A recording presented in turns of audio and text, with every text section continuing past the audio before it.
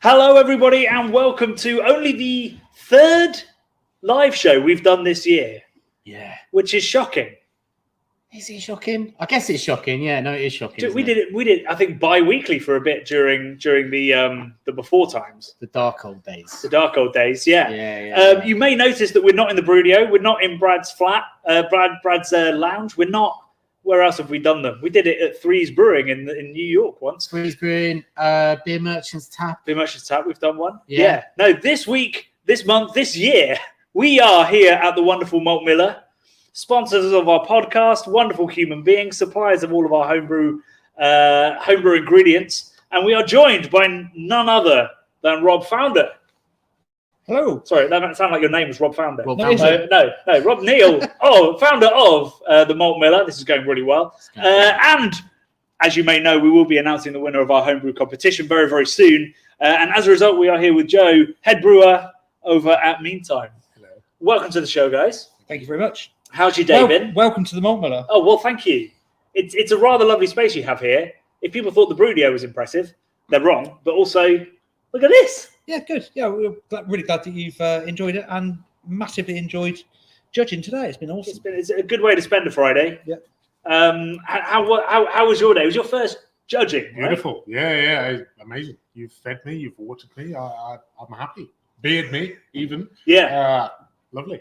Glad you've been looked after. That's cool. Hey, there you go.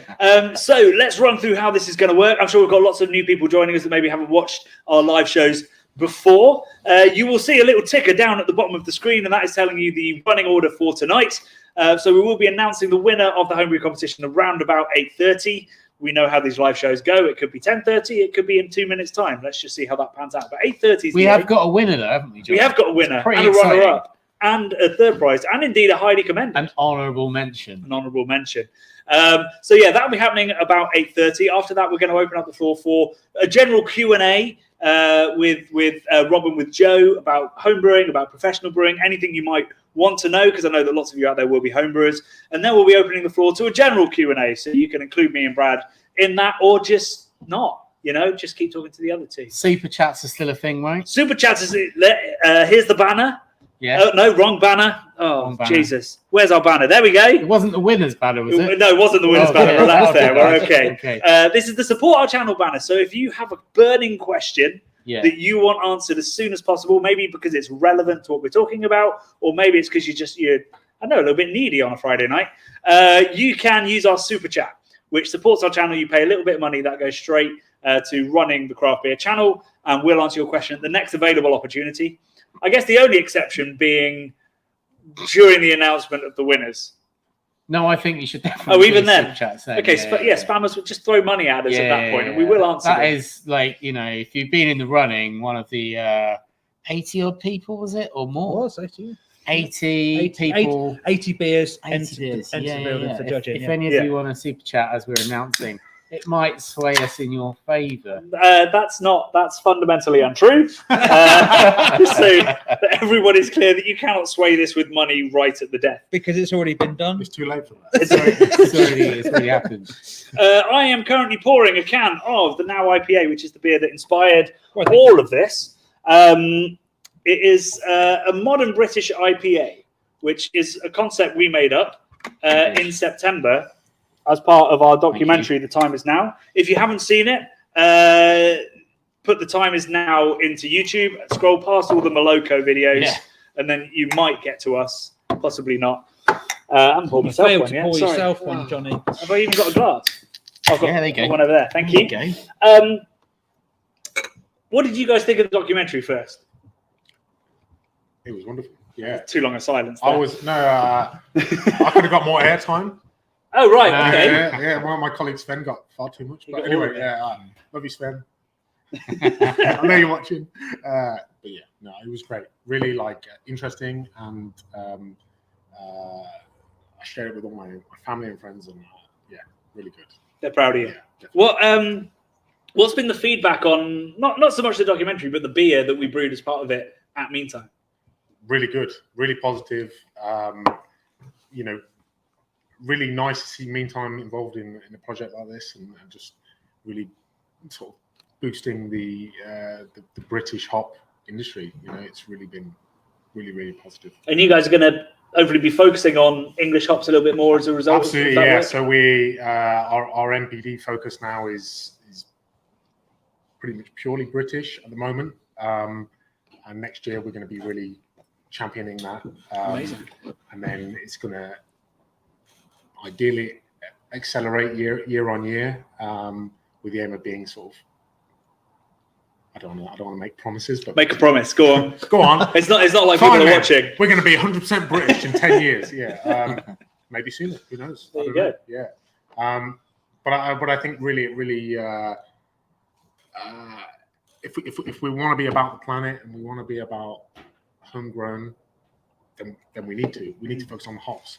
The focus for craft brewing has always been on American, sometimes Australian, New Zealand hops, never really on British, and we really need to champion that if we're on about the planet and wanting to protect our industry in this country, then we really need to do that. So Yeah, I mean, a big point that we didn't quite make in the documentary because it wasn't directly linked was just this idea that if English, like the old school English hop varieties, start to disappear, that will have a huge knock-on effect on the rest of the British craft brewing industry because, well, literally thousands of cask ale brewers would really struggle to get the ingredients that they really need. So while we were talking about modern UK hops in the documentary, it was very much also about protecting the heritage varieties that we have. I thought it was very interesting actually, because obviously you were at BrewCon talking about this beer and the journey of this beer and the whole documentary, and the amount of attention that got at BrewCon was really enlightening.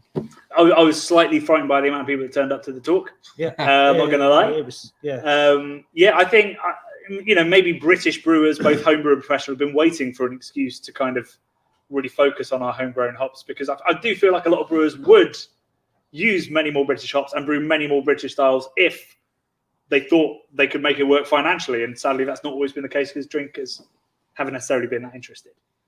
Sure, and also the modern styles that you can make now with some of the new style of British hops that are becoming available. Perhaps we'll talk about that a little bit later, but yeah, it's been a really, really interesting experiment from start to finish. It's been cool, really good. And I'm interested to hear what you think of the beer. We've just been judging with you. You were probably the average lowest scorer in the finals table. What do you think of Now IPA? Brutal, says Brad. Yeah. I as a beer, as a standalone beer, I really like it. It's a really, really drinkable beer. Judging it against other styles of beer is really tricky because you've made your own style of beer here. It's not a normally commercially available. Go down to the pub and ask for a cask of this. It's not going to. A British IPA, maybe one day. Maybe one day. Well, let's hope so.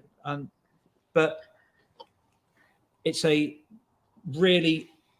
think it's a really interesting style of beer that's got massive scope for, funnily enough, a big brewery to be able to take it on and like play with the whole style. I think it could be absolutely fantastic. And I think that probably this is just the start.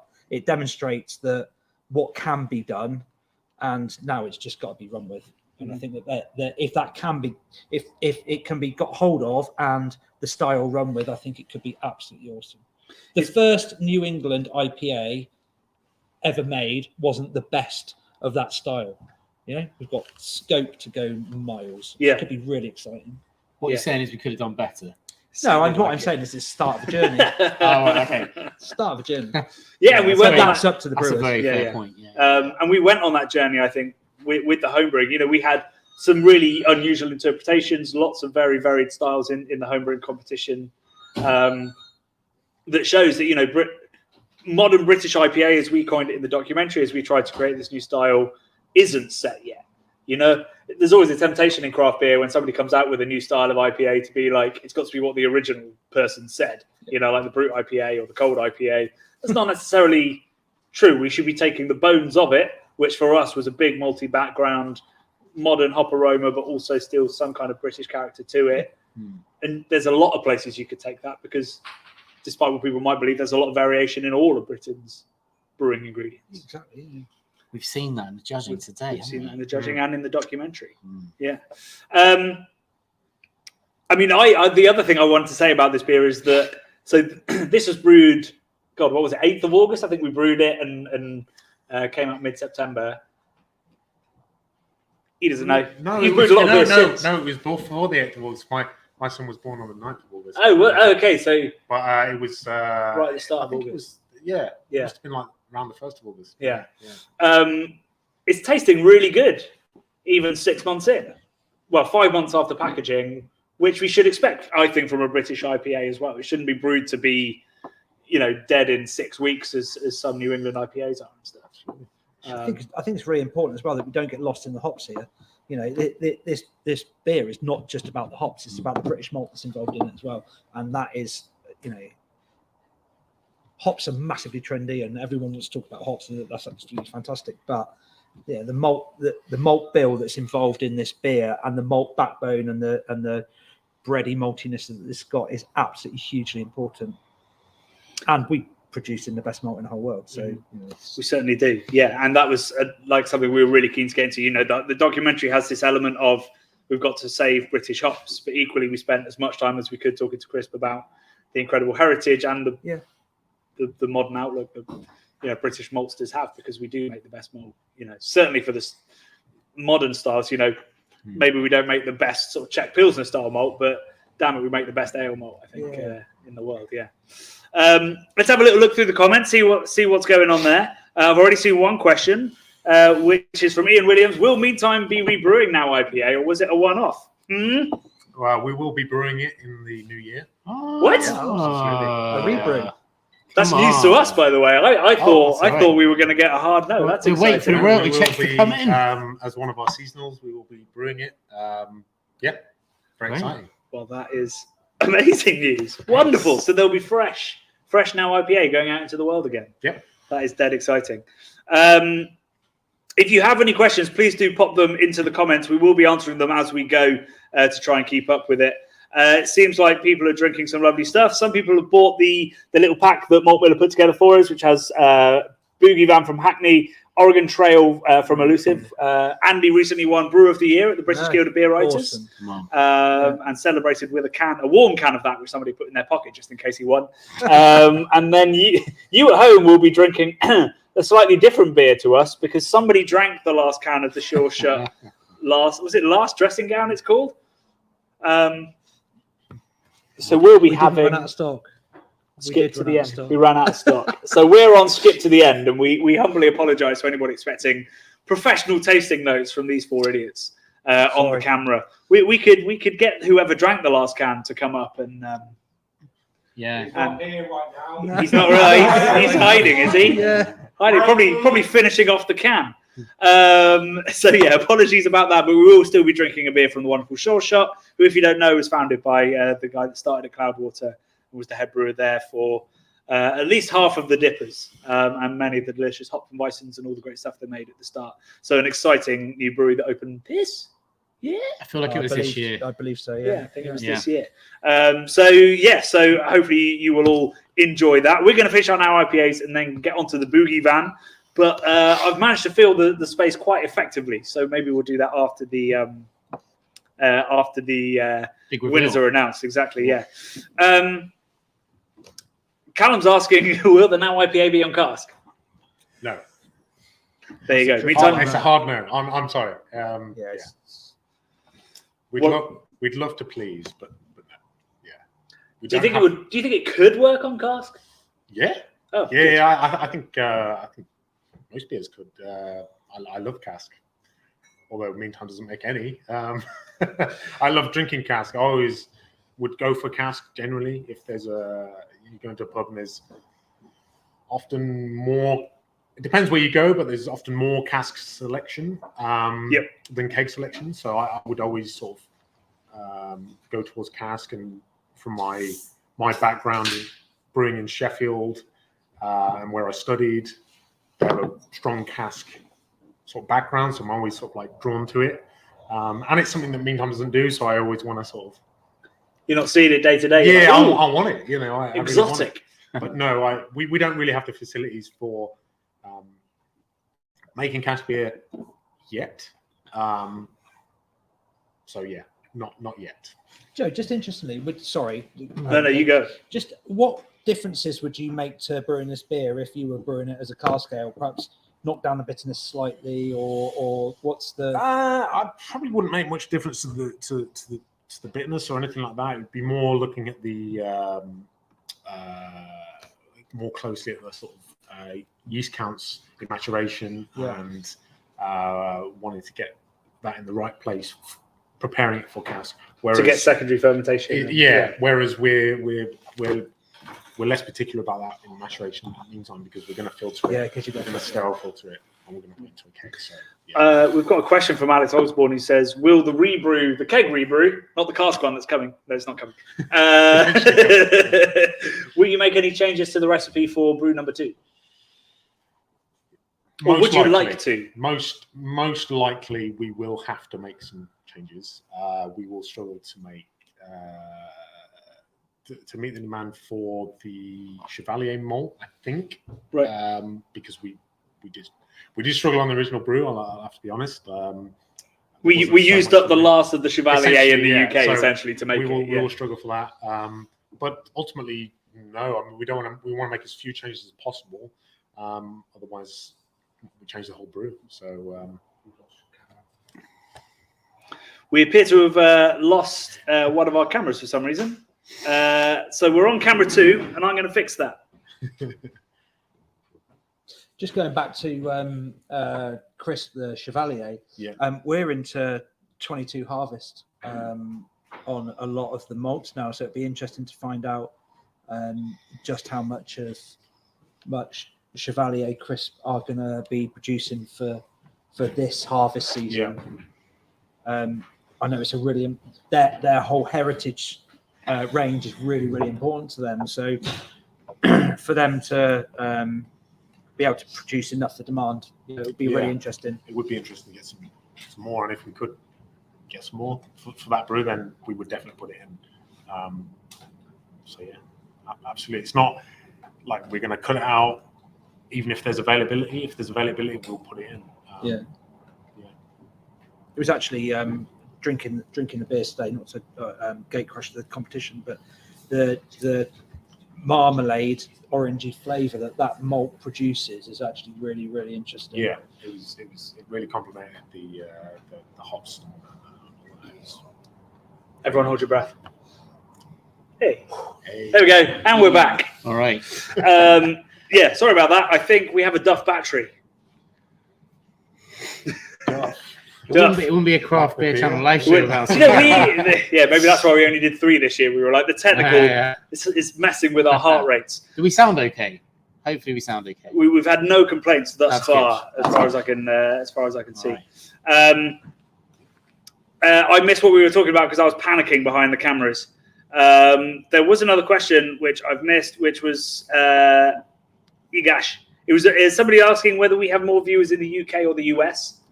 And we are now US dominated, but only by a couple of percent. So we're about 25% American, 23% British. It's not too late, UK. You can come back. You can come Stronger. back and beat it. Split around the world, mostly the English-speaking nations. So Australia, Canada, Scandinavia, because they all speak better English than we do in Norway and Finland. And then, supply. What's really interesting is it's not really like Germany, Belgium, these sort of classic. No. I think maybe it's a more traditional beer market, and they know what they love, or they just know more than us. Not quite sure. Or maybe it's just spreading with the craft beer movement that's not quite as big in Germany. Well, yeah, as it maybe that in as well. Yeah, Sweden and Norway. Arkema just doesn't go well in Germany. Maybe.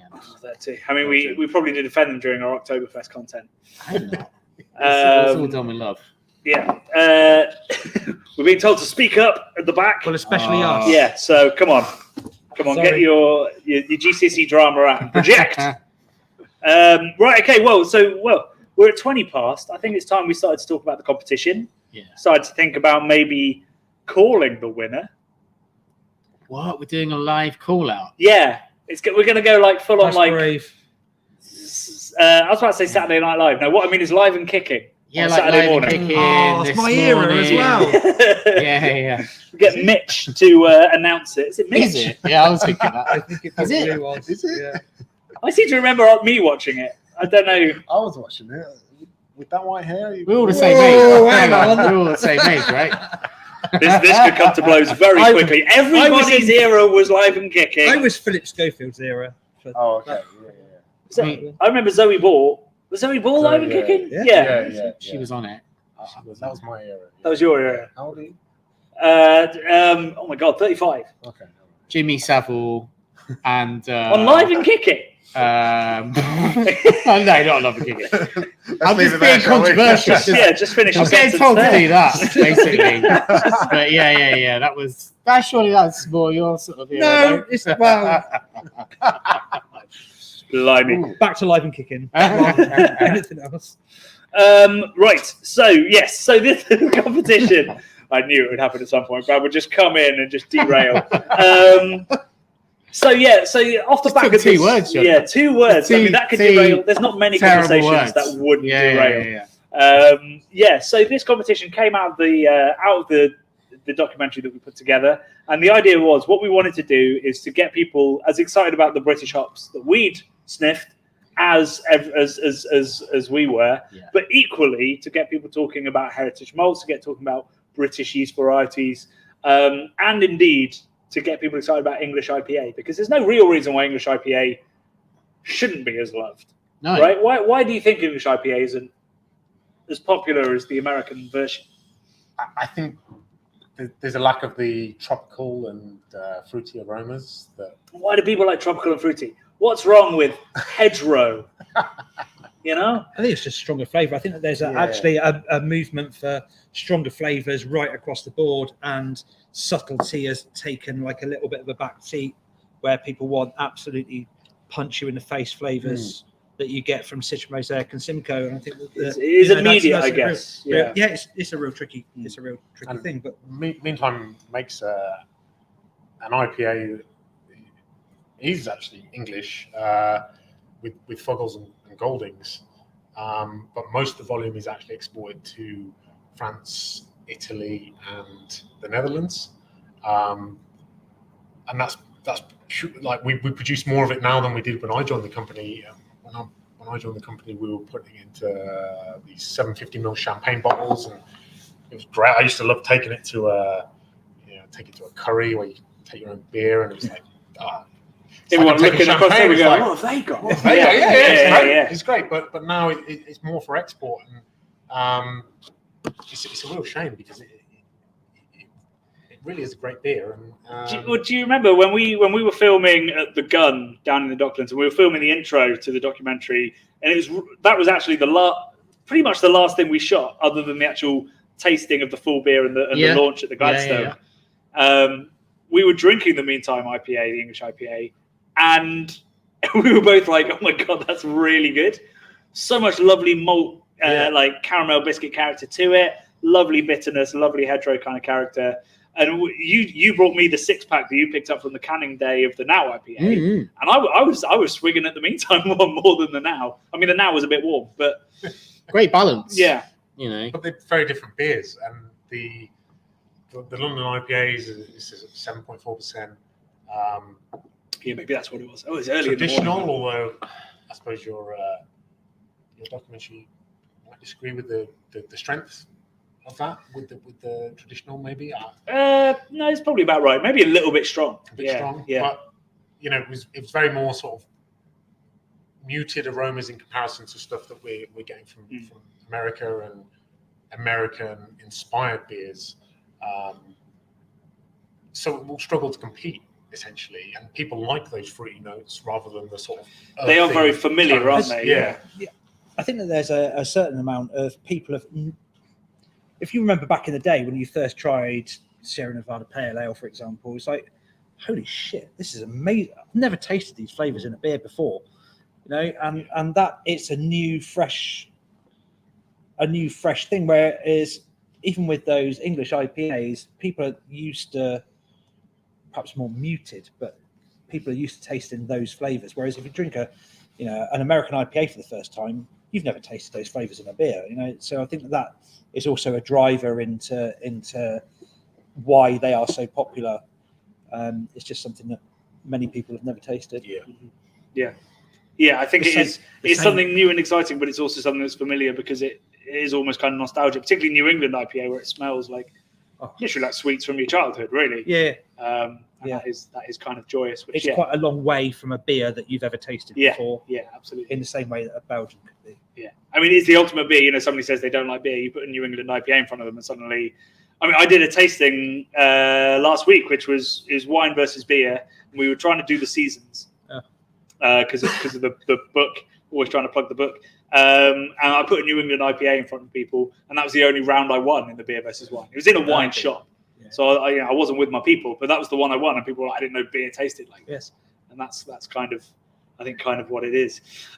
So yeah, like I say, this homebrew competition came out of the documentary that we made, in which we came up with this concept for a modern British IPA, one that has a strong malt backbone, plenty of bitterness that it takes from the 18th century, but then trying to bring in bold modern hop aromas, maybe a slightly more sessionable strength. Like, we literally designed it to possibly work on Cask, because Cask is kind of the national drink, a bit like the pint, and that was the kind of style that we then put out and said, hey, homebrewers, could we get excited about this too? And well, Brad, you look like you're about to say something. I want you to say. No, I've just literally I'm just looking at the live stream on my phone at the questions. Oh, right, you're that bored, yeah. But no, because I was feeling a little bit cut off from what questions were coming in, so I just dialed in. What was the question, Johnny? I paused because you kept looking at me like you were like, yeah. Oh no, I wasn't doing the thing I was talking about on the podcast. Where I was like, we should. What did we agree was the signal? Just like raising an eyebrow. Raising the eyebrow. Like, no, I'm supposed to raise the eyebrow. You're supposed to raise the eyebrow. Yeah. So what's your signal? Also raising the eyebrow. I just sort of go. At least you have no idea what's happening here. Okay, you need to look like somebody's put a gun. A bear attack or something. Right, bear attack look. That's when you've got a question to ask. Yeah. To put in. Okay. I haven't got a question to ask, by the way. Noted. Okay, so we then came to you, Rob, and we're like, right, we want to host it's our first ever homebrew competition. Is it fair to say that our brief was a little bit vague?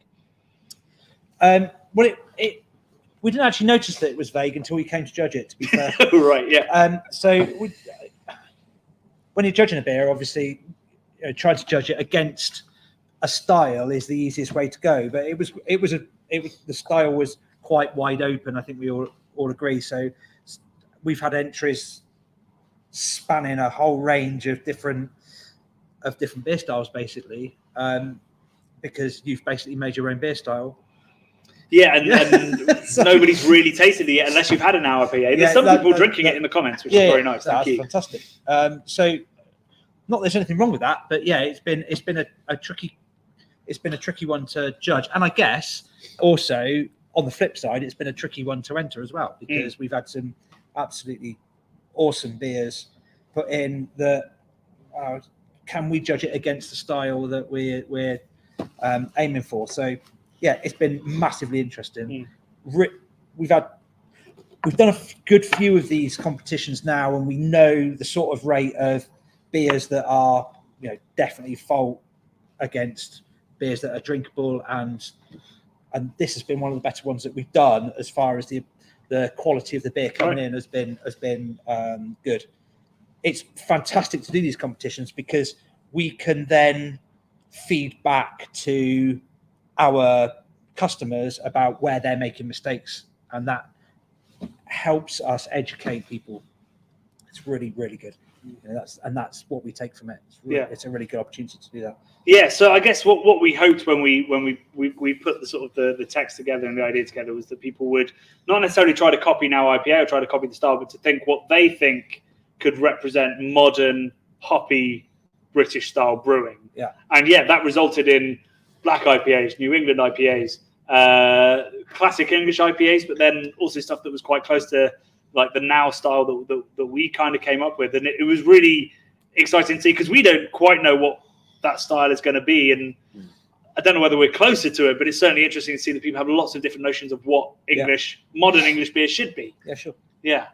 It's fascinating to look through those beers, and particularly when we got to the final round, to see so much variation still in what was coming out in those. Literally look through the beers. Yeah. Or not. Yeah. Some cases. Exactly. We had all the clarity, all the colours. Yeah. It was nice. I hadn't even considered that someone might enter a black IPA. Mm-hmm. But it was nice to see a couple of them come through. So that was good. Yeah, absolutely. Right, so without further ado, I think it's time that we start to delve into the results and start to announce some winners. So we have a gold, a silver, and a bronze winner. I forget what the prizes are. The winner is Brewing, of course. Sorry, the winner is winning. is winning a brew day at Meantime. How does that make you feel? Nervous? Excited? Very excited, of course. Yeah. Love to host people at Meantime. So did that weigh heavy in your decisions as you were? Honestly, I've drank so much beer today. Decision making has been it was tested. Very tested.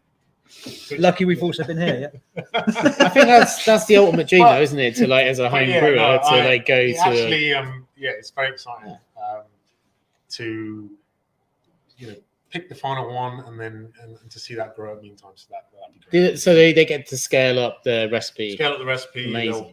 Talk to the brewers and scale it up. Work out how much sort of malt we're going to need and all that, and the hops and everything, and then be there for the brew day on our pallet kit in the meantime. So super cool. Very exciting. Well, I wish you the best of luck, everybody at home. We're now going to announce the winners, starting actually with an honourable mention, which caused great debate at the finals table. And the honourable mention goes to Sam Thacker-Jones, who brewed a really very stellar New England IPA. Super tasty. In particular, Mr. Pro Brewer was like, well, you should just come down to Meantime and brew with us. I want to meet you. Yeah. It's very good. Very good. Has he got a job now? Well, we don't have any vacancies, but we can make a vacancy. Come say hello. Actually, on a serious note, to be able to brew that style of beer from British ingredients and package it and get it here to the malt miller for tasting in the condition that he did was absolutely fantastic. Yeah, that was an amazing beer on anyone's standard. Kudos on the packaging, which is always tricky. That was awesome. I definitely want to be in touch. So it was Maris Otter, so a classic British yeast that was maybe bringing some malt. Perhaps bringing a bit more malt character to it, and then 10% wheat, 10% oats, heavy chloride, soft water, boil well. You can really taste that as well. It's pillory. It was awesome. Super good. So congratulations to Sam. Next we move on to third place, who will be getting some vouchers, some beer, and also again the kudos of the panel. Yeah. Very highly spoken of this beer as well. And third place goes to Andrew Thomas. Come on. A beautiful, pretty classic English IPA, but with that lovely modern hop aroma. It was really great. A really clean beer was what I noted on that. It was beautifully brewed and very delicious. Second place goes to Mr. Ian Moore. Come on. It was an Olicana and Jester beer. 20% Chevalier, 80% Maris Otter, and Lalleman's. I guess I got Lalleman London 03 as the yeast, which is very similar to what we used for our beer. And that beer again was beautifully clean, really lovely, rich malt character to it. Yeah, actually, that was one of the ones where the sort of marmalade characters. Yeah, from that Chevalier came through. Yeah, from the malt beer. It was a really good beer. Yeah, really lovely beer. Which means we only have now the winner to announce, and the winner of the Time Is Now IPA homebrew competition is Mr. George Tate. Hey! And I believe we can get George on the phone right now. That phone? Hang on, who's ringing George? We're phoning him. You're phoning him, Johnny. To ask him about his recipe and Anything else that comes to mind? We have checked in with George to check that's okay. So hopefully he is ready and terrified. Yeah, because he didn't actually know that he was winning. He only knew that he was in the top 3. So, Yeah. yeah. This has all gone a bit Noel's house party, and I'm in for it. Where's the speaker phone? Did you press the green one twice? Or It's on the speaker button. It does the weather. Where's the speaker button? Oh, Speaker button? Where's the loudspeaker button? That one. hello, George speaking. There we go. There we go. Very joking. Would you look at that? I managed to work the phone. Is that not a common occurrence No, in the it's office? Get right next to the microphone so we can all hear it. Hello, is that George? Yeah, that's George. Hey, Hey, George, this is Johnny from the Craft Beer Channel. I'm here with Rob and Joe and Brad. Johnny, how you doing, man? I'm good. How are you? I am very merry. Already, you were drinking Awesome. before the announcement. This is a live satellite link up from Scotland, by the sounds of it. Where are we calling you from, George? Aberdeen. Aberdeen. There we go. Nice. All the way up. Nice. Firstly, massive congratulations on winning our homebrew competition. That was an awesome No beer. way, you are joking. You are indeed our winner. Of 150 people bought the kit and 80 ended up entering, and yours was our But favourite. 80 beers ended up No here. way. So, Yeah. No way. You are now live on our live show. We would love to hear about the recipe and how you put it together for everybody at home. Well, it was a bit of a combination. It was me and a couple of friends. We put it together, and we did a lot of research into what we was thinking what could be a modern British IPA. We tried to use as much local ingredients as we could. So we used crafted maltsters down in Fife. Yeah, nice. And we used some pop ale and also used some beer malt from Orkney, which A malt from Orkney. yeah, it's quite a difficult one, but it worked out quite well.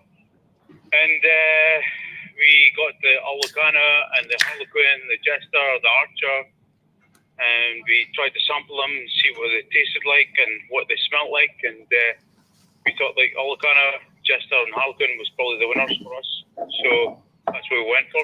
So, and we played about with the recipe, and we tried 3 different batches, and that one came out the winner.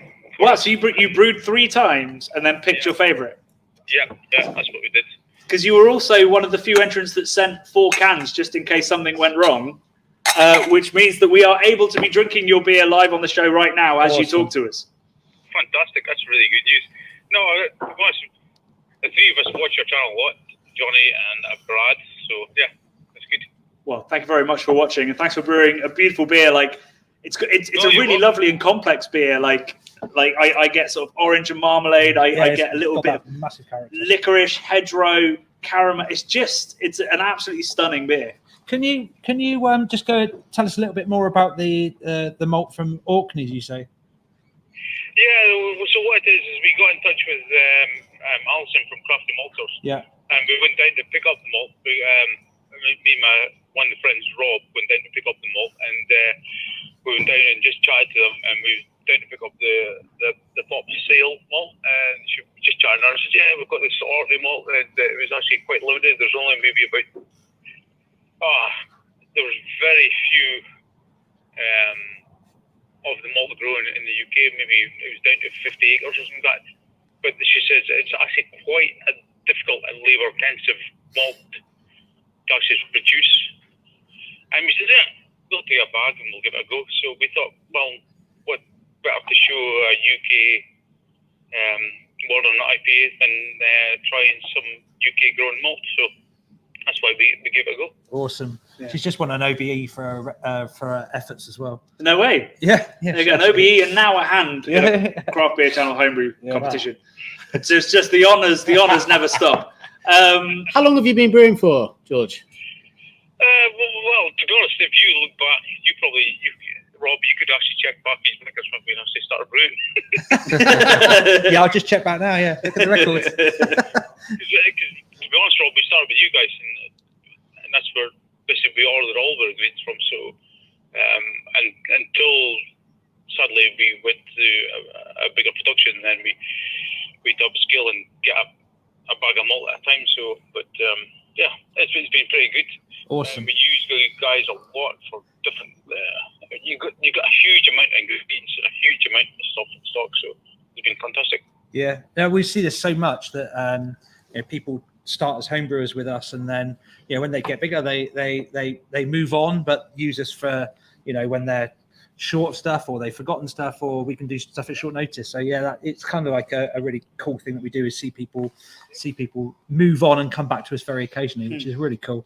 You're like a sort of favourite teacher at school that your pupils come back to you. I don't mind being described as that. That's cool. Yeah. Like the cool, you're like the cool teacher at school. For the right reasons. I'm kind of with that.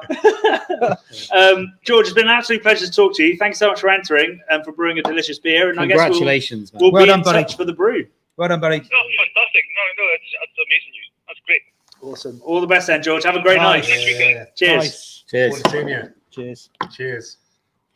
So my first thought, you need to give Orkney Malts a call and be like, It's how going do to be we... an expensive train journey down. You got to Scotland. play Oh, George down and his three mates as well. By the George sounds is of it. three mates, a lot of malts. Who won second place now? Where's he from? So, I mean, in some ways, that's going to be very exciting because you can try and, even if you can't get hold of those malts, try and recreate that with different ingredients, which is, I guess, the challenge of commercial brewing. Well, true, but on the scale that we're planning to brew it on, there's no reason we can't. It could be possible.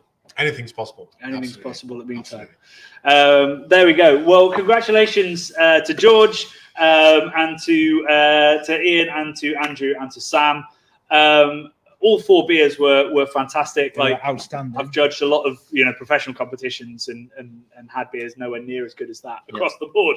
So that was very exciting to see, and wonderful to see the British hops and the British malts really shine as well. And what I mean, so we should talk about this now. But what really stood out for you? Because for me, it was the balance of those two things in a lot of these beers. Yeah, definitely. I like to see a bit of malt come through, but really, it kind of needs to be about the hops, because we know that the British malt is great, if not superior. But it's really the hops that really need to get the limelight for us to rekindle that industry in the UK. So I really wanted to see a lot of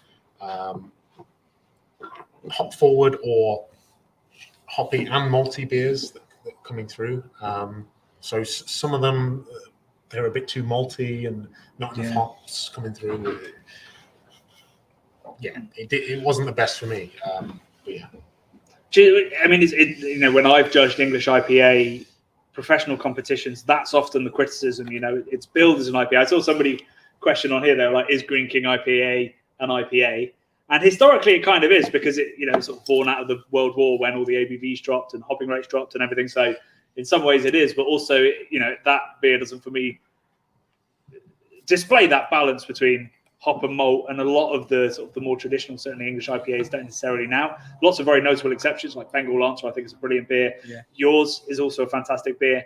But you were impressed by the balance that all of these showed and how daring people were with the hop dosages as well. Yeah, it's really telling actually when you've got a flight of, we've had 80 beers here, and we've moved out the ones that have got obvious faults, and they're obviously not going to go forward, and then you end up with 18 or so beers that are actually right. They are all worthy of being on the table as the last beers there. So you're basically tasting a flight, and then it becomes. Some of them are relatively easy, where that that beer is awesomely brewed, so it's got to be in the very top, and others can move aside. But it makes it much easier when you're actually tasting a flight of beers in front of you. But the balance, one of the things that comes out of tasting a flight of beers is the ones that are best are the ones that are best balanced. Mm-hmm. It's not just one thing that's shining through. They've really worked very hard to get a good strong malt flavor with an outstanding hop aroma or hop flavor to go with it. It's and that is such a tricky thing to do. Yeah. And Brad, it was your first judging experience, right? Yeah. How did you find having 13 beers lined up in front of you, which was what was on the final table, and being told pick your favourites? Yeah, I mean, it's a bit overwhelming. I had a 3-hour drive here, and then straight away, boom into. We gave you a little bit of lager first. Gave me some. I had some lager. It's very tasty lager. It was overwhelming, but also it becomes quite apparent that what are the sort of features that you're looking for. I think we were all quite universally similar in our top beers, and my confidence was quite low, but we all ended up picking. Yeah. No, like when you presented your 4, you were like, "What if I've got 4 different beers?" Oh yeah, 100%. Yeah, right. Yeah. Well, no, we all did. Like we all sort of had one that was a bit of an outlier, and then there were 3 that were. I think we all chose the same. At least 2 was in us. Yeah. Same, yeah. Yeah, I mean, the honourable mention was universally loved. Yeah, sure. We should style, right? Yeah, exactly that. It was an interesting conversation. Beautiful beer, but didn't it didn't really demonstrate any Britishness other than the fact that the hops were British hops, and so if it had been a New England IPA competition, it probably would have won. If it had been an IPA competition, it probably would have won. If it had been an English hopped IPA competition, it probably would have won. But we were looking for malt background, bitterness, stuff that hints at the 18th century, the history of the British English style. But we did discuss it. Boy, did we discuss it. It was a big discussion. There's a reason we were 5 minutes late going live, and that's because we were 30 minutes discussing the order of the 4 top whys beers. and wherefores. It was genuinely tricky, right? Because the field was pretty close. Like there wasn't a bad beer in those top 13. In the top 13, and like that is testament. No, they were all worthy of being there. To how good these entries were. I think they were genuinely amazing. It filled my heart with joy to drink such wonderful beers. And I think it's very humbling that there's so many sort of passionate people out there that are making such great beers on such a sort of what do you sort of like kind of what do you call it, cottage industry level. Yeah, Johnny. So like home brewing is like kind of cottage industry. Like I think this is you can like really catapult yourself from doing that to sort of like genuinely shining as someone who's got a real talent for it. And I think we've seen a few of those here tonight. Yeah. Which is I feel like I'm in Eurovision or something. or like MasterChef or something. Yeah. So much of the glamour and the glitz. It's more of a shed industry. We can get the cottage. Shared industry. I like it. So on that note, we've had a couple of people coming in and going, what were the common faults and stuff like that. So what was the feedback you give generally to people entering competitions, but also off at the back of this one? Actually, there's a few things to talk about here. So packaging, we've seen loads of people sending in entrants in plastic, PET screw top bottles, right? And obviously they're so much easier to send because obviously breakage of glass is always a hassle when you're sending in a courier network. Certainly, my advice would be package really carefully and send in glass rather than plastic. And I think actually universally, so from the 80, you can see there's definitely a quality drop off in the beers in the plastic screw top bottles. So why would that be? I've got a few. I think it's hard to know, isn't it? I think that definitely because I've used those bottles before, and I've done bottle swaps where we a whole group of people have used them, and the caps, you do the caps up what you think is really tight, and then the day after you go up to them, and the caps aren't as tight as they should be. So I think that's one. I guess issue. Also temperature as well. Like glass will change temperature a little bit slower than just a very thin bit of plastic. So in transit and storage, maybe. Yeah, possibly. The other thing is that when you open a screw top on a plastic bottle, the bottle deflects. A glass bottle doesn't, and I think that the bottle deflecting excites the CO2 in the bottle quite a lot. So you end up with CO2 jumping out of solution. Kick out a lot of carbon. Yeah, right. Yeah, definitely, and that simply doesn't happen in a glass bottle. So just shows how delicate beers are, and how it's minor differences, particularly in judging, that will pay off. It's incredible, yeah. So that's one of the things, and Diak's the other massive thing. Yeah. So what can you do in our last competition and in this one? How can you combat Diak? Is that is it mostly happening in recarbonation in the Yeah, bottle? I think it probably, especially with a style where people have been dry hopping. Yeah. You know, and we've had So it's a watching certain out for amount hop of creep. a certain amount of re-fermentation in packaging. Some of that people want, and some of that people don't want. Yeah, it's I think that's a big problem. So how would you get around that if you're making this style of beer? It's just not packaging too early. Yeah. You know, that's the major thing. Right. Okay. So you dry hop. You check your gravities after when you dry hop and after the dry You're hop. going to have to, yeah. And make sure it's really it's gone back to where it was. Yeah. Yeah. Okay. Yeah. There's also enzyme that you can use that will help it, but some people want to use that, some people don't want to use it. But that's it. You've got to be so careful of that. Yeah. Any sort of generic feedback across the board from you as a pro brewer? Very similar. A lot of diastole, a lot of not a lot. Sorry.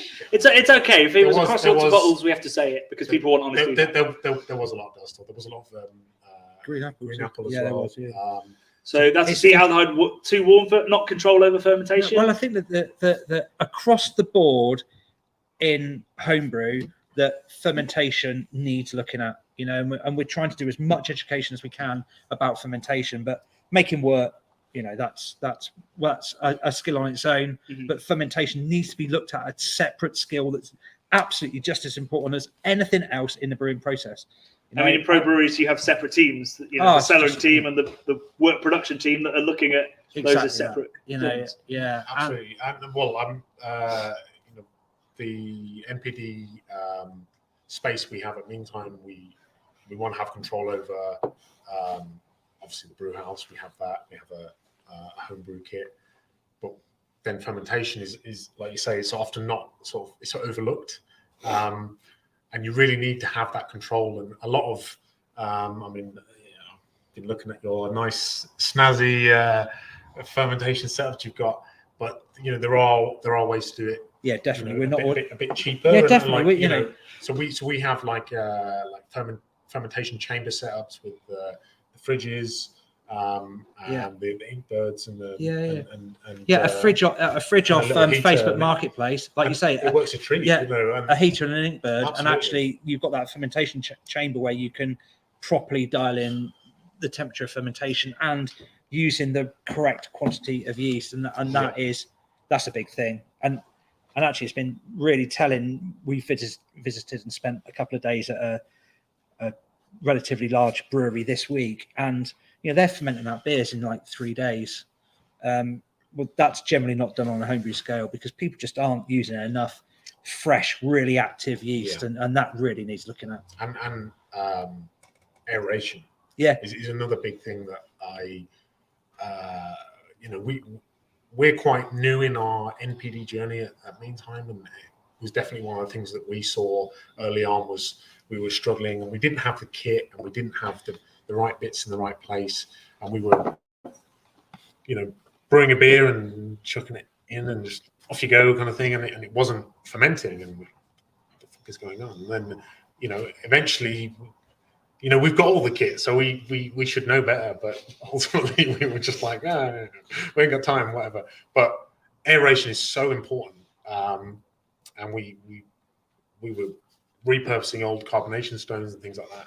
But really, when I'm doing homebrew at home, I just pick it up and shake the shit out of it, and that's adequate, you know, and it really makes a difference when you're doing a brew. If you do that and you don't do that, even for because I know some people say you don't need to do that for if you're doing, you know, dry yeast. Yeah, you don't need aeration.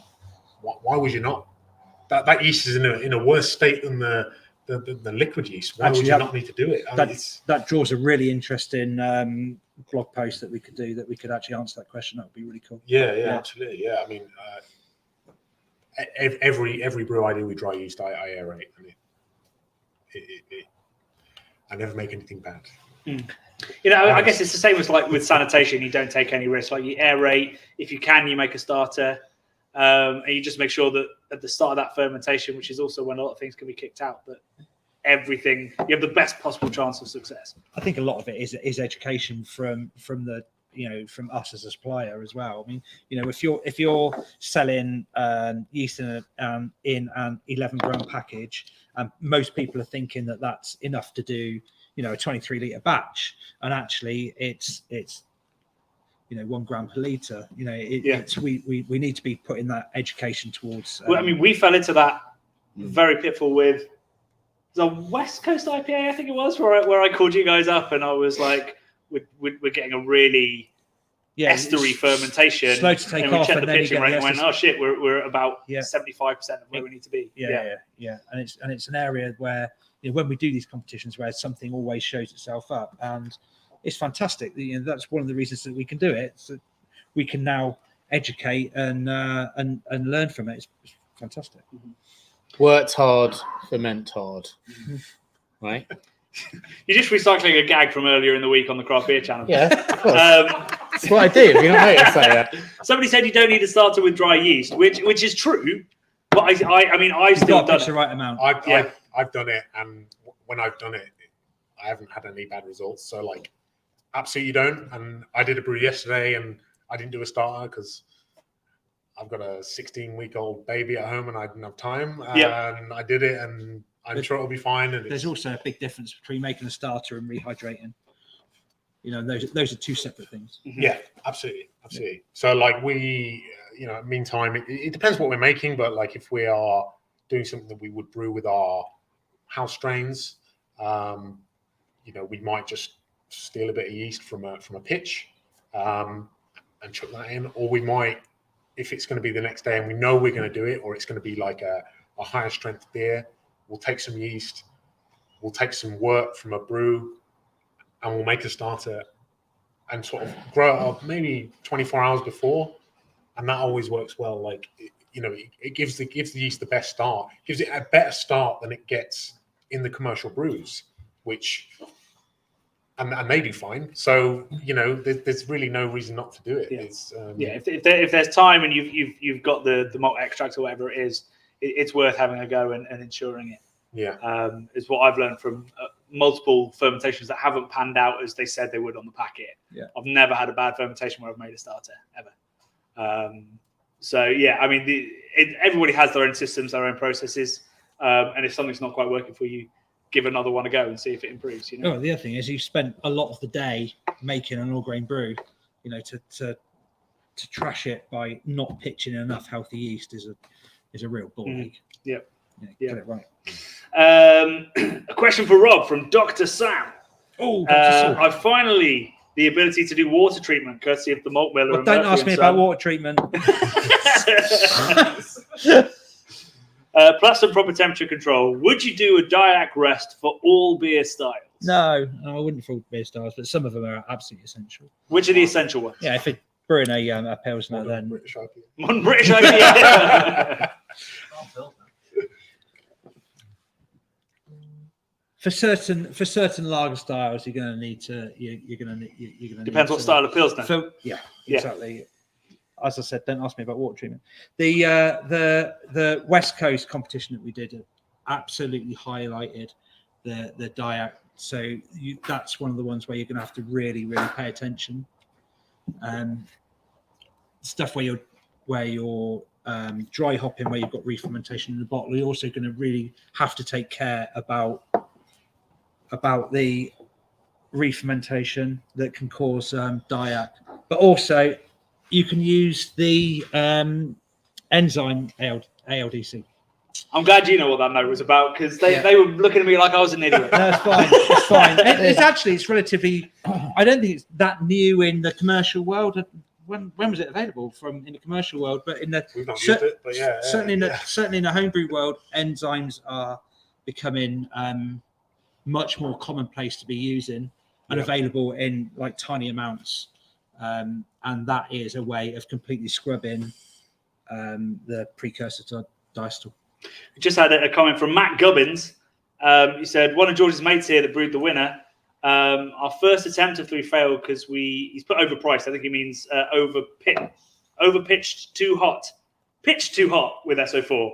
Got lots of esters. Yeah. Well, that's possible, yeah. So pitching temperature is obviously as massive, important as. But it's also tricky, like with the pitching temperature, because it's patience and wort cooling is a challenge. So I mean, I was when I was brewing yesterday, I was trying to do it as quickly as possible with a plate chiller, and I had pre-chilled some water to try and speed it up, but it wasn't as quick as I'd wanted. And I was brewing a lager, and I gave up when it got to 17 degrees C. So And you pitched? I pitched and just, it was Walk dry. out the door. I just because I've got a screaming baby inside. Like at some point you just gotta give up, right?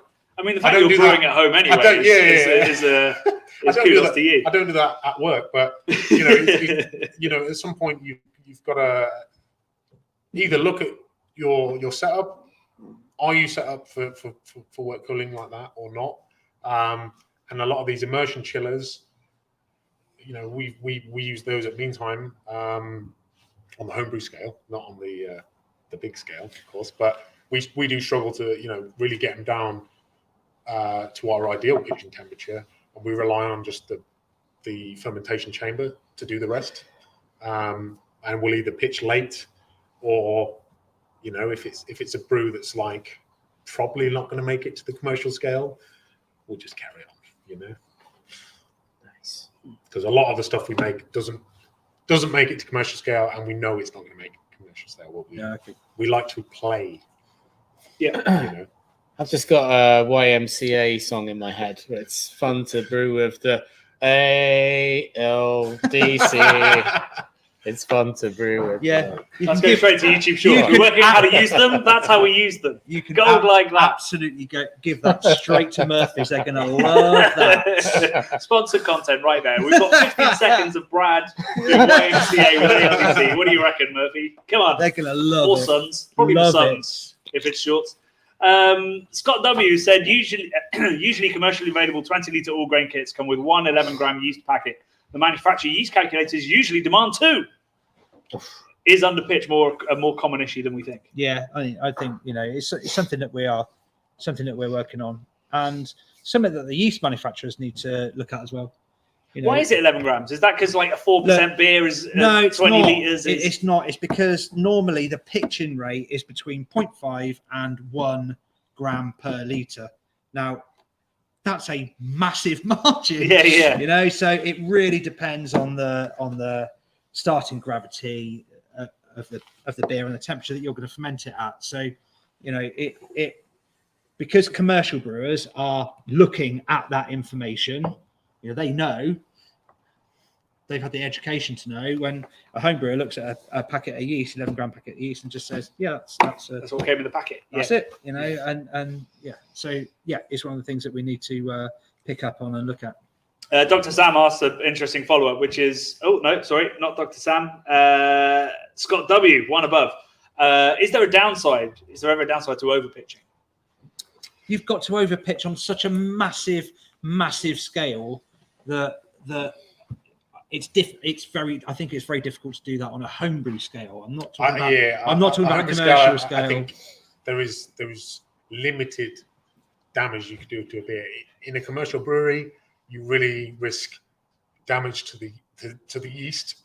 So excuse me, to the yeast itself. So if you're going to crop it, and you're going to produce on from there, there's a risk to the yeast. But so if it's a one-off fermentation, you should be okay. Go for it. Just go for 2 packs if you're not sure. The one caveat, why not? the one caveat that I would say that is, if you've had a extraordinarily vigorous fermentation, that can throw quite a lot of off flavors. So within that, I would probably leave it on the yeast so that the yeast can clean up a little while. Okay.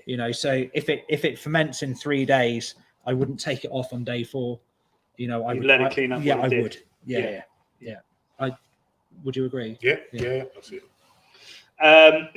Well, there we go. So there's lots of homebrew questions there. Keep them coming in. If I've missed any, I apologise. We haven't had any super chats, unless I've missed them, in which case I'm in real trouble.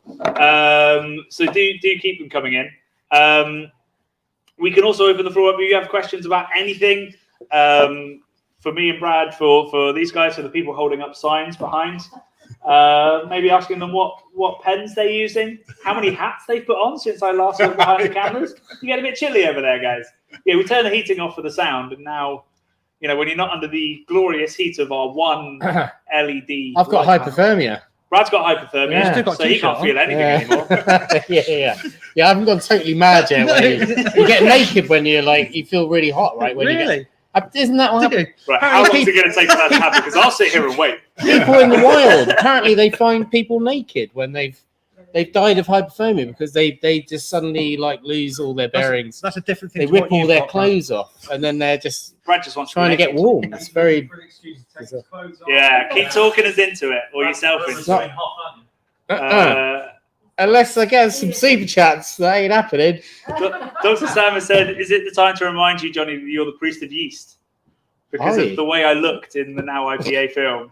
You're the weird. I don't know, somebody took Weird? Jesus on a tour of Jesus the sandals. I'm like a stripper. I've got a hairnet, yeah. goggles, full on Yeah. gown, and then just bare naked feet, bare naked legs. and then the cover band. Who no one knows what's asked for. happening? Who knows what's going on? And then there's me dressed like possibly. I think I was more like an occult leader in that. A cult leader. Yeah, occult.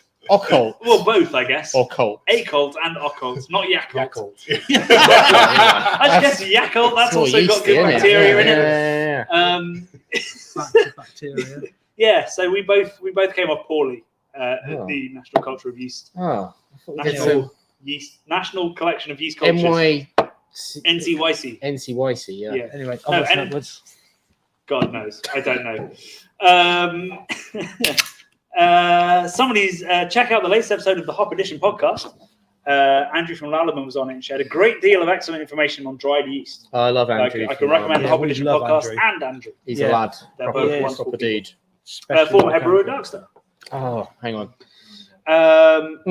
Question from Ben from Filmbusters. Oh, we on to. Oh, you've got my order wrong.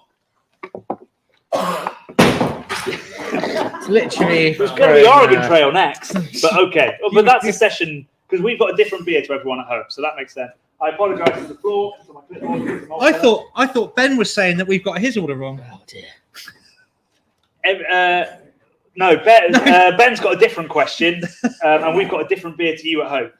So Ben from Filmbusters asks, can you tell us more about what you can expect from CBC at the London Christmas Beer Festival this year? So the first thing you can expect is it's mostly just me, but you're going to come down for the laughs. I might come down. I'm not getting paid to be there, so my opinion is more unbiased than Johnny's. That's for sure. So what can they expect from me then, Bradley? As an Well, unbiased I'm opinion? going to be more of the Grinch in the situation. Oh, right. Are you? Yeah. I'm getting that vibe. Yeah. Yeah, I'm going to be Go well on. Grinchy about it. I'll be like, it's too. I'm going to paint myself green. Going to do a sort of League of Gentlemen. Tape with my nose. You want Pop some it up. tape on there? Yeah, going to tape it up. Is the Grinch naked? Is Brad building up to naked? He's not naked. What? Is he not The naked? Grinch is not naked. I can't think surely. what the Grinch wears. He's covered in fur. He's covered in fur. He's well Right. hairy. You won't get Right. hypothermia. You're hairier than me, though. So It's all coming out now, isn't I don't it? know what we I can don't do invite there. you to one gig, and you're like, "You hairy," and I'm the Grinch. Ben from Filmbusters. We will be. There will be chocolate and beer. There will be cheese and beer. There will be walking in an adjunct winterland. I haven't quite worked that one out yet. Walking but in it's- adjunct winter wonderland. Yeah. I need to keep working on that. I will get there. But there'll be lots of adjunct beer. There'll be a barrel-aged beer tasting from Turning Point, I think. A bunch of barrel-aged barley wines.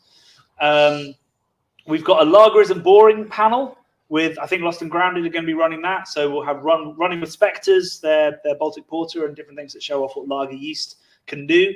I'll be flogging my Why are book. they doing that in the winter? It's lager's got the summer, it's got the sort of the spring, it's got everything. Why are they trying to take the winter as well? Well, I mean, yeah.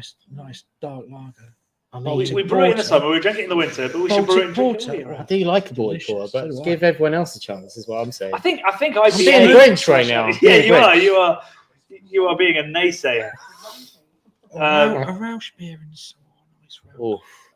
A lager, yeah. Yeah. I mean, lager for all seasons. Yeah. When you get in, Johnny, is it a carte blanche? You can have what you want, or is it how does it work? Is it the same as all the other Oh, the actual LCBS. festival. Yeah. It's Right. it's So you it's buy an a all-in ticket. festival. And it's all in. Yeah, Nice. even my Yeah, we like tastings. that. Not are the all cheese free. though, presumably. I'd Food presume not the cheese. You'll probably be giving a plate of cheese. Tickets are or- still available. Tickets are still available at lcaebf.co.uk, I believe. Nice. It's a handy little coincidence, isn't it? The London Craft Beer Festival is also London Christmas Beer Festival. Yeah. Are they? Yeah, they've gone with that, haven't they? Yeah. Yeah. I'm cool with You're that. so unhappy, aren't you, Bradley? I'm really sorry. I didn't I'm, realise. I'm booked to be on a steam train that day, Johnny. So What? I might just go on the steam train instead. Steam train or beer? I think there's beer on the steam train. I know there's Real mixed ale pies. I train. went on it last year. Train Ooh. beers are a win. Train beers. Train are beers good. are train beers, shower Yeah. beers. And mince Trains, pies. trains for transport. Shower beers. Pleasure. Pies. We all enjoy beer in the shower, right? Yeah. Or a steam beer. Yeah. Steam. You just have to do it in a can or a bottle. If you pour it into a glass, then you're going to get a lot more water and suds and Are you shower beer in on the regular, Johnny? little foam in the shower. There you go. Nice. That was actually quite good. It's strong. I'm going to steal it. Are there any future CBC meantime collabs in the making? Well, I think we should come down for your next brew of Now IPA. Yeah. I think we played an integral part of adding the hops exactly when you told us to into the capsules that you said we should. We you shook that gonna do yeast a- like a bad boy as well. Are you going to do a redesign of the can? What's wrong with the can? Come on. Other than my Hang name's on. spelled wrong. Well, that was exactly what I was getting to. You also missed my signature's not on there either. So Well, it could be a quote from two of us unless we said it in unison. you need to get that on there. Also, Okay, so. Brad, sorry, Grinch. If we redesign the can in any Yeah, way, yeah, yeah. you can have the quote this time. What do Alright, you cool. want to say? What do you want on that can? Make sure they get. It'll be like, it's better than you think it might be.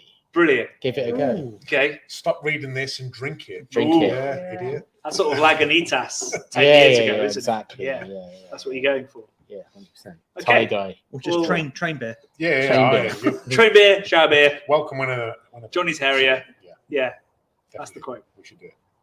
Well, there you go. So that'll be happening.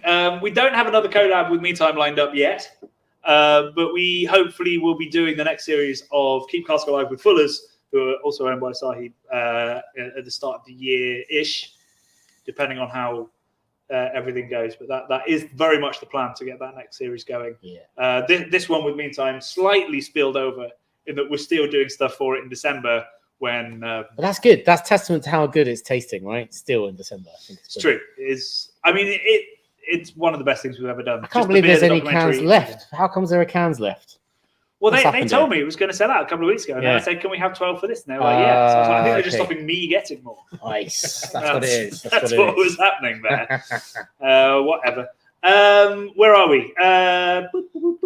Any new trends in malts or hops to predict? Sorry, am I drunk or is Peter English? Any new trends in malts or hops to predictions for 2023? Any new trends in malts and hops in 2023? Yeah. English well, hops? Okay, so there's a bit of an issue with hops and the speed of climate change. So that's a big thing that's going on in hop breeding at the moment.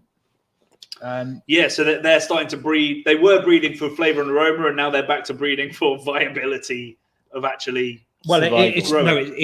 it's as important as the other two. Right. Okay. Okay, so they're less rain during the growing season, which is causing massive problems. So yeah, that's one of the trends that they're looking for. There's a new German hop actually we're quite excited about called Tango, and it can be grown in drought situations or less water situations, and also demonstrates some pretty amazing aroma, which carries right through actually when it's used in the kettle. It goes High survivability. yes, Right. yeah. Actually, really looking forward to doing some trials with that. Would you say it's the water bear of the hop world? In that is it an extremophile? It can survive any That is what they're looking. conditions. That's What's what a they're- water bear, Bradley? That's what they're Water looking bear for. is a tiny I was little gonna organism that can survive in outer space, yeah. low Oh. pressure, high temperature. Yeah, And it's tiny. It's an extremophile. Yeah. Tardigrade. Yeah, water bear. Oh, I think I I think I know about those guys. Yeah, it's Yeah. the ones Very that we weird used to things. rehydrate when we were Yeah. kids in the little tanks. No, they are Sea sea monkeys. Sea monkeys. Yeah, sea monkeys. Yeah, you Wait, can't sea see water monkeys bears. are actual They're organisms. wicked. Yeah, they're like little shrimp guys. What? Yeah. Little shrimpy guys. Yeah. We all had sea monkeys as a kid. Well, yeah, but I thought they were like. I didn't think they were real. No, they're real tasty. Yeah, you just got to fry a lot of them up, and Yeah, to make a spring roll. it's pretty good. Yeah, loads of. Yeah, it's just like mass genocide of. The way sea you're dressed monkeys. today as well. This feels like a survivalist YouTube channel you're pitching here. It's the end of the world. Eat your sea monkeys. Yeah. Or a war criminal. You viable fly, come on. You viable form of protein, sea monkeys and water bears. Just raid a closed Argos for your sea monkeys. Yeah, sea when monkeys the and apocalypse water happens. bears. And tango. Where'd you get your been water bears from? tangoed. And Water tango bears. hops. They're Let's go everywhere. to space They're around again. us right Oh, now. they're all in space now. Yeah. What, They're so- here. They're right now. They're What do here you mean? everywhere. They're around us. Yeah, they're everywhere. It's a podcast. We'll just do live shows forever. Once I've got a clipboard, I feel like it's more official anyway. Yeah, I feel yeah, like I'm yeah, running yeah. a real show here. Steve, Except for the fact that Brad's opposite me talking about water bears. And it was far more interesting than I was talking about. It's really good. What I was trying to sort of emphasize is the fact that they're breeding stuff. That's now it's a sad state of affairs because they're sort of making it to survive Oh, it's mental. rather than just being like extra juicy and tasty. Yeah, no, it's something that we need to think about like right now. Yeah, I mean, so yeah, I saw this. So there's a guy called Will who works for Barthars, and he was talking about trends for. Got a lot of love for Will. Yeah, he gives out a lot of information on Yeah, Twitter. he is, I forget his Twitter handle, but it's worth following. Long mate. Long mate. One of his recent threads was about how bad the harvest had been, and how there's not even going to be enough SARS hops to fulfill the contracts, let alone for spot buying. And he was suggesting other hops we could possibly use, and stuff like that. So, a really interesting person to follow to learn what's happening, what the trends are going to be, because there ain't going to be a lot of SARS beers suddenly coming out from breweries because there ain't no SARS. That's this year. I think that they've got previous years to call upon, so it's Previous not harvest, yeah. It's not necessarily the case that there's going to be absolutely no SARS about. It's the fact that the 22 crop was absolutely shocking for SARS. So yeah, there's normally some knocking about from the previous seasons, but breweries using, say, Sterling or whatever it's going to be. If they want to use super fresh hops, so it's varieties. It's just really interesting that it's something that is at the forefront like now that's really got to be thought about and dealt with, and it's an issue. Is it going to be the case that in the UK our climate is obviously warming up, where white wine is now sort of the grapes grown here? Will more kind of noble hops from Europe become sort of easier to grow here? Do you think? Will it be? I doubt it'll be the noble hops because the noble hops are the ones with the issue. They have short roots. They can't access the deeper moisture. So it's going to be more. It's going to affect us as well. Yeah, they've actually bred it with super long roots, so it's actually been able to drag moisture from further down. Yeah, so it's going to be more new modern varieties that, like we say, sort of mixing those, long roots, modern aromas. So I think it's possibly going to be quite a big shift in the hops being used in all kinds of beers. And traditionally in the UK, we didn't need to irrigate hop farms because we had that we had the water available. Well, actually, there's one farm in the UK that's irrigating at the moment, but I think across the board that's going to become a thing because we're having dry summers. We've got some questions about people saying, what about doing a collaboration on a decent English bitter? That's from David Dorrell. And Kezia Davies says, which English brewery would you like to collaborate with? We are in very early talks to collaborate with a British bitter brewer, and indeed the one that I think you're nodding about, which is where we went this week, where we might do a collaboration with them. But we're actually talking about doing have I even told you this? We might do an ESB with a. Have I told you this? No, Tell me what? I think I told you this. Just flipping it on you there, John. Yeah, you did. You flipped it. Yeah. So we are looking at maybe doing a collaboration on a traditional English style or two. We've got some other collaborations in the works as well with some modern breweries. it's something we love doing because you get to educate people about style and the ingredients, and indeed champion a small independent British brewer, which is always good fun. So more collaborations definitely are coming our way. It might be telling that we've been judging beer all day, because Kevin Payne is saying, "What's the beer count for you guys?" We split 80 into two, so we've tried 40 plus and then another we tried 28. some of them again, and then now we're It's been a fair few. We haven't talked at all about the beers on the table. Boogie Van was tasting great, very balanced. A classic kind of American pale, right? I absolutely love that beer. Yeah, Absolutely love that beer, and it does bridge like east-west. Their whole thing, like, I think they love that kind of juicy character, but they've always wanted bitterness and dryness. They won't let a gravity go above 10-10. I will champion that brewery until the absolutely love them. There you go. And what were we on next? We were on the skip to the end, which is probably what a lot of our viewers are thinking. I haven't had it yet. So this is Sure Shot. Have you been impressed by? So Sure Shot is James Campbell, who was head brewer at Cloudwater, made the Dipper series, invented it. Yeah. And you can, I mean, we've tried pretty much everything that he's certainly everything over the last 3 or 4 months that he's made, and massively impressed. Really, really good beer, solid. That's beautiful. Yeah, very. The sinkable. balance, yeah, the balance is absolutely fantastic in this beer. Nice honey malty sweetness and lots of juicy tropical notes to it. Yeah, lovely fluffy mouthfeel, but it's not too so soft, thick. Yeah, nice. Very soft. Really nice. Very, very nice indeed. We've got noted. I could read that one. Joe's train leaves soon, so and the wife might be watching. Hey, wife. What time are you originally coming home? 9. That could still happen.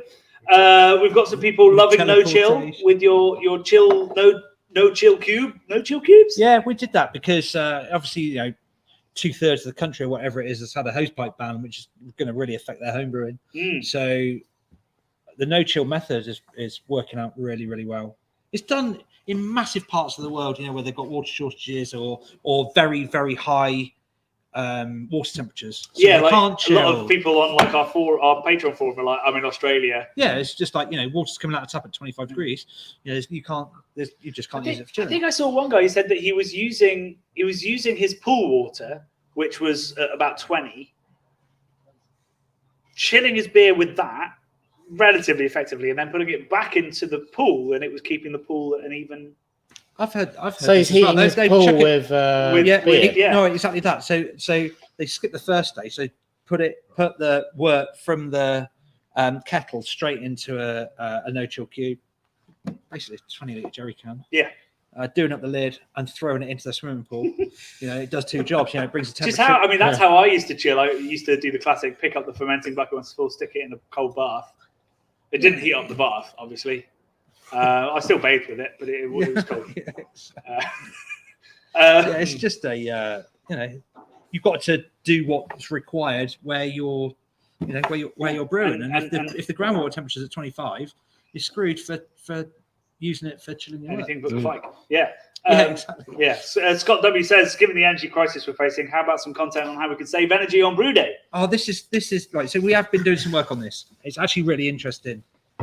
So let's equate it to a grain father, and you're doing a 20-litre batch, 23-litre batch on a grain father. Even with the increased energy costs, give or take, it's about £2.30, £2.50 to do a complete brew. Wow. So, it's got to be taken into account. Everything's going up. I thought it would be more. No, it's not. It's about £2.30. When you do the calculations, it's about £2.30. Nice. Obviously, gas prices have gone up. Yeah. So if you're brewing on a gas ring, like we've got behind a gas ring with a kettle on the gas ring, using propane gas, that's going to be slightly more. But yes, it's got to be taken into account. But it's nothing like as scary as people are possibly imagining. Not as scary as going from 1 pack of yeast to 2 packs of yeast. Yeah, that's but a bit of bit of planning, and you could grow up that one pack into. Yeah, exactly. Do a starter, and you'll be away. You could also, like, a thing we've done at Meantime is reduce our boil, because we're all trying to reduce energy consumption. Brew I did yesterday. To be honest, I did a 30-minute boil. Yeah, actually, that's a really interesting. You know, and that's I know that there's a guy on YouTube that I follow. The craft beer challenge, is it? Yes, He's British, but he's in America. He brewed 365 beers. No, 52 beers in a year, one every week. Yeah. It's the craft brew challenge.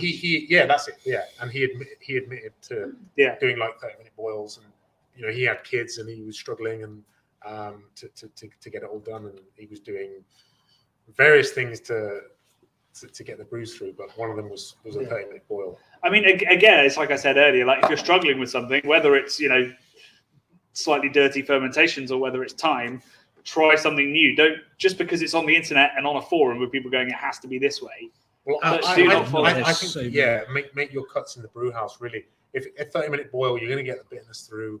You're definitely going to get the hop aromas, which is what most homebrewers are after. What about DMS, which is the cliche worry for everybody? How long? I think if you've got a vigorous boil, 30 minutes is adequate. Right. I really do. And then after that, if you've got a good controlled fermentation, then I don't think you've got much to worry about. Yeah. Interesting.